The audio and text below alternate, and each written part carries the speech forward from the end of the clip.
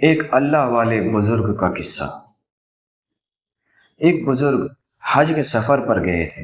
جب وہ ایک جگہ سے گزر رہے تھے، ان کے ہاتھ میں ایک تھیلا تھا، اس میں کچھ پیسے تھے۔ اچانک ایک چور ان کے ہاتھ سے تھیلا چھین کر بھاگ گیا۔ جب چور کافی دور نکل گیا، تب اچانک اس کی آنکھوں کی روشنی ختم ہو گئی۔ آنکھوں کی روشنی جاتے دیکھ اس چور نے رونا شروع کر دی۔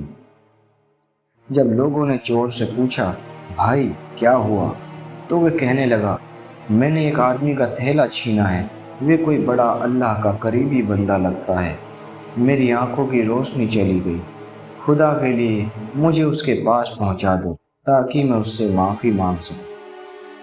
جب لوگوں نے پوچھا کہ یہ قصہ کہاں پیش آیا، تو اس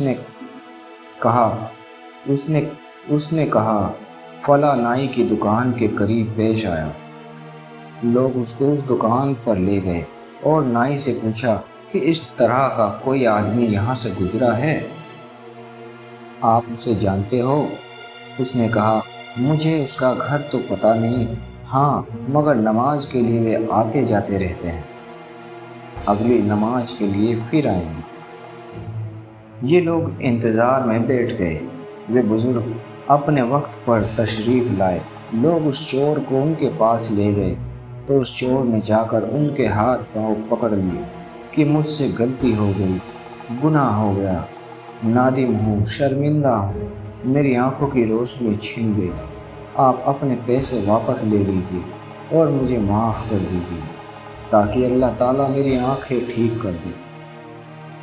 وہ بزرگ کہنے لگے کہ میں نے تو تجھے پہلے ہی معاف کر دیا ہے۔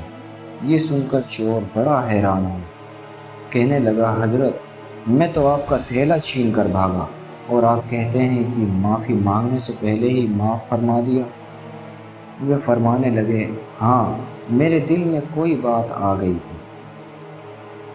فرمانے لگے، میں نے ایک حدیث پڑھی جس میں نبی اکرم صلی اللہ علیہ وسلم نے فرمایا کہ قیامت کے دن جب میری امت کا حساب پیش کیا جائے گا تو میں اس وقت تک میزان کے قریب رہوں گا جب تک میری آخری امتی کا فیصلہ نہیں ہو جاتا۔